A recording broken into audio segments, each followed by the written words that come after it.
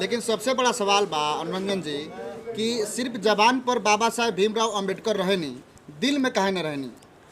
अब ई तो जिकरा दिल में ना दिल में रह रहती तो बाबा साहेब भीमराव अंबेडकर के जौन स्थान मिले के चाही, जौन कहल जाला बड़का बड़का वक्तव्य दिहल जाला कि बाबा साहेब भीमराव अंबेडकर रउआ लेकिन कहे नहीं, लेकिन उ स्थान अभी तक ले बाबा साहेब भीमराव अंबेडकर के ना मिलल जौन की भारत के सरकार के देवे के चाही। हम बड़हरिया के दुकानदार भाई लोग से अपील करे के चाहता नहीं, चूँकि बड़ा दिन में धूप टाइट होता है, दिन में केहू दुकान में खरीदारी करे जात नहीं के, शामे के लोग जाला, लेकिन सरकार के जब नियम आइल बा शाम 7 बजे दुकान बंद कर देवे के बावे तो नियम के जरूर पालन करी, नियम के जरूर अनुपालन करी। शाम 7 बजे के बाद अपन दुकान के जरूर बंद कर दी, ना तो ऐसा होता जब प्रशासन के लोग जाता हुए तो हमने लगे फोन आए लगता है कि देखिए तनी सील हो गई तनी कह दी, तो ये सब बात ना होके सब लोग सरकार के नियम तनी प्रणाम करतनी निहोरा करतनी कि जरूर पालन करें। बाबा भीमराव अम्बेडकर के जयंती पर संकल्प ली कि हम सत्य अहिंसा शांति के पुजारी बने, समाज में शिक्षा की जागरूकता पैदा करें, नारी उत्थान के काम करें, सामाजिक भेदभाव के दूर करें। आज बाबा साहेब भीमराव अंबेडकर जी के 130वीं जयंती के अवसर पर क्या कहें।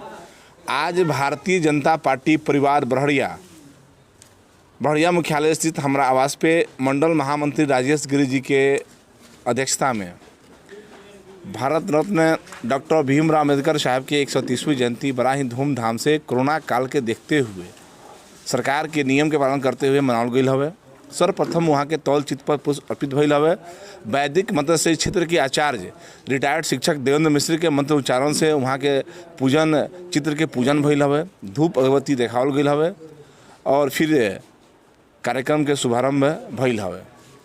हमनी के आज सब लोग के जन बा संकल्प लेहला सा वहाँ के जन्म जयंती के अवसर पर कि बाबा साहब के पदचिन्ह पर चले के काम करब सन, बाबा साहब के बताओ रास्ता पर चले के काम करब सन, बाबा साहब के जो आचरण चरित्र ओकर अनुसरण करे के काम करब सन।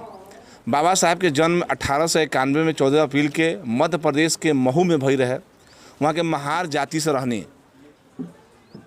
वहाँ के देश के प्रथम विधि मंत्री भइनी, आज़ाद जब भइल देश तब विधि मंत्री भइनी। लेकिन देश के अंदर विभिन्न भ्रांति फैलावल जा रहा बा, कम्युनिस्ट के द्वारा लिखल ही इतिहास पढ़ावल जाला कि ओबरा जना देश के अंदर छुआछूत के भावना बड़ा प्रबल रहे, ऊंचा रहे।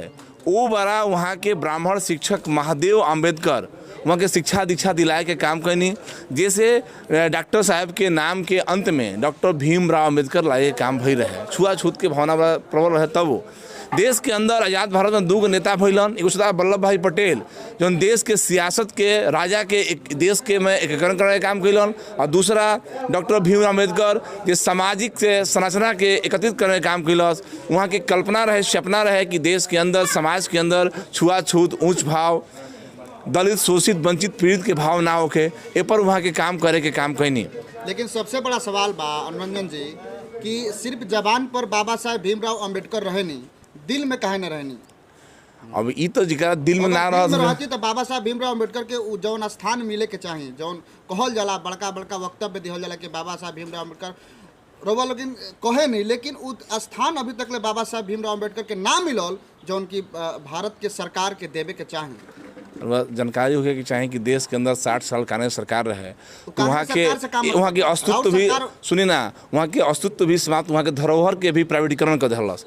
लेकिन जब अटल बिहारी वाजपेयी के सरकार भई रहे 98 में, तो धरोहर के संयोग के काम भई। और 14 में जब देश के प्रधानमंत्री नरेंद्र मोदी भइलन तो वहाँ के जन विश्व के बहुत बड़ा अल्टोनियम बने के काम भइल है। भारत के हीरा रहने लेकिन सोना भी बनावे का प्रयास ना करे। जी निश्चित। नरेंद्र मोदी, अटल बिहारी वाजपेयी के पूर्व के सरकार, वर्तमान में नरेंद्र मोदी के सरकार वहाँ के पदचिन्ह पर चलता है। वहाँ के सपना रहे कि नारी शिक्षा होके, नारी के उत्थान होके। वहाँ के सपना रहे कि मजदूर के जन 14-15 घंटा मजदूरी ना 8 घंटा मजदूरी होके न्याय मिले। जब सरकारी भइल हवे तो उज्ज्वला गैस के तहत देखिए नारी के सशक्तिकरण कल गई हवे, नारी के सम्मान मिलल, शौचालय दिहल गई हवे, नारी के सम्मान खातिर शौचालय बनाने के काम भइल हवे।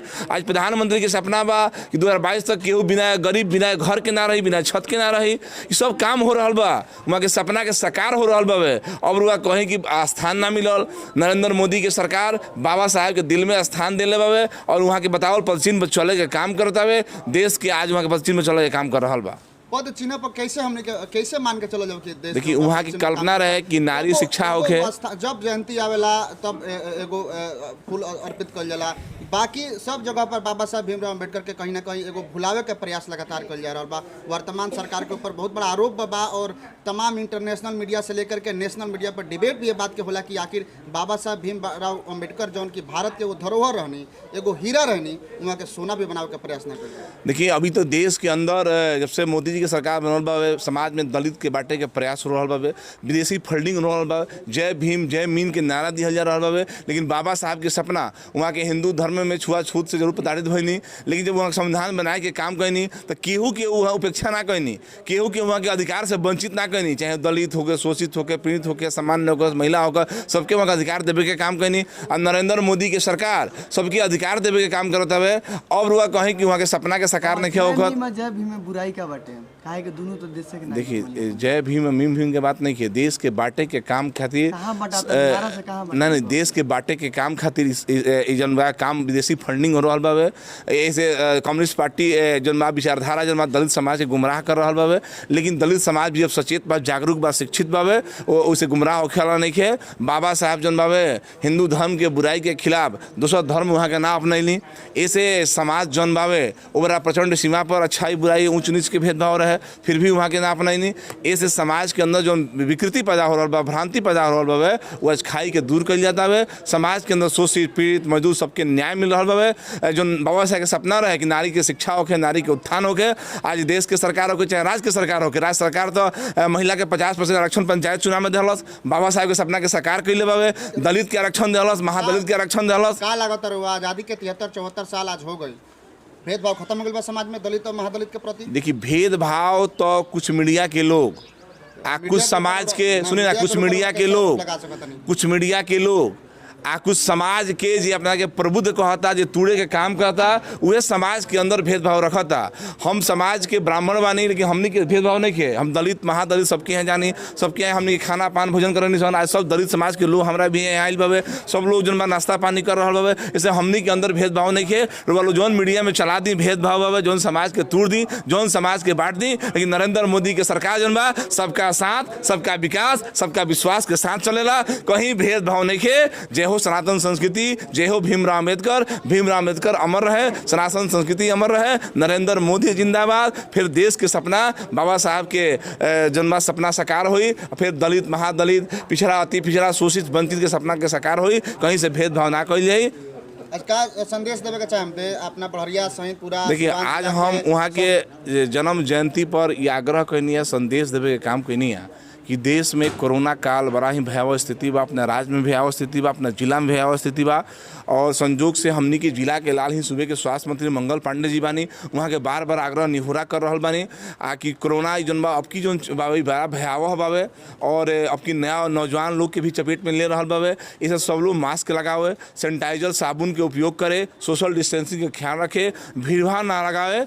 और बाबा साहब के जो सपना रहे शांति अहिंसा, उस सब के जौन बा सब चिन्ह पर चले के काम करे। और दोनों धर्म के लोग से वो चैनल के माध्यम से आग्रह करता नहीं, चूँकि रमजान के बारा पवित्र महीना भी चल रहा बा, मुसलमान भाई लोग सरकार के नियम के पालन करे, घर में ही नमाज अदा करे, तरावी पढ़े, कहीं से कोनो मन में दुर्भावना न रखे। और हिंदू सनातन संस्कृति के माने वाले लोग भी जो चैत्र नवरात्र चल रहा बावे, घर में ही माँ भगवती की आराधना करे, पूजा पाठ करे। रामनवमी के पर्व हमने के बहुत बड़ा पर्व होला, मेला लागेला, उस सब जन प्रतिबंधित बावे, तो घर में ही आराधना करे और माँ भगवती से प्रार्थना करे कि हे माँ भगवती जल्द ही कोरोना से मुक्ति मिले, जल्द ही जन बावे ये रोग भागे, ये प्रार्थना करे। और दोसर हम आग्रह करे के चाहते हैं, सबसे महत्वपूर्ण आग्रह करे के चाहते हैं कि समाज में एकता पैदा कर जाओ। जेकरा उम्र 45 साल हो गई बावे वो निश्चित जाए कोरोना के टीका ले लो। समाज के अंदर जो भ्रम फैलाया जाता है दूर कर जाओ, निश्चित कोरोना के टीका ले, मास्क लगाए, सैनिटाइजर साबुन का उपयोग करे, भीड़ भाड़ जगह ना जाए, आवश्यक है तब घर से बाहर निकले और सरकार के नियम की अक्षरशः पालन करे।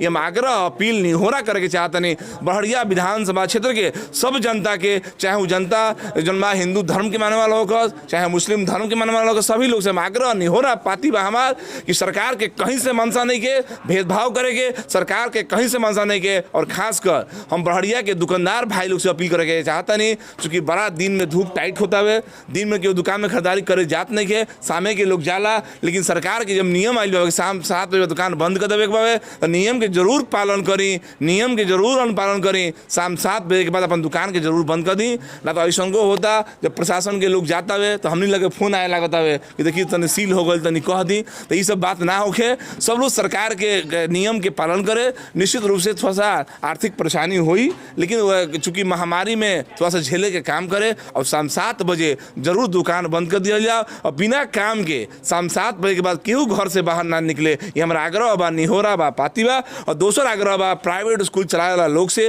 कोचिंग चलाए वाला लोग से कि उलू भी स्कूल के जरूर बंद कर दे, कोचिंग के जरूर बंद कर दे। आर्थिक समस्या जरूर आयल बावे हम जनबा, लेकिन ए पर ध्यान देते हुए सब बंद कर दिया जाओ। ये आग्रह बा, निहोरा बा, विनती बा, प्रार्थना बा। और जिले के अलावा स्वास्थ्य मंत्री बा सिवान के मंगल पांडे जी, हमने के सौभाग्य बा कि सिवान स्वास्थ्य मंत्री के जिला हवे। ऐसे आग्रह बा कि कोनो दिक्कत समस्या हो तो हमने बताए काम करी सन, हम मंत्री जी तक बात पहुँचाए के काम करें, लेकिन सरकार के नियम के जरूर मानी, सोशल डिस्टेंसिंग का ख्याल रखी, मास्क लगाएं और बिना काम के घर से बाहर ना निकली। हमारा आग्रह बा, निहोरा बा, पाती बा, करबद्ध प्रार्थना बा।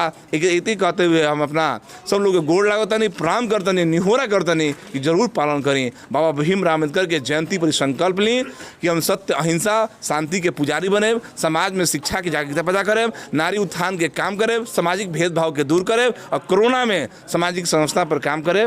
इतना ही कह के हम लोग से आग्रह करें। अनुरंजन कुमार मिश्रा, पूर्व जिला महामंत्री भाजपा सिवान, सांसद प्रतिनिधि सिवान।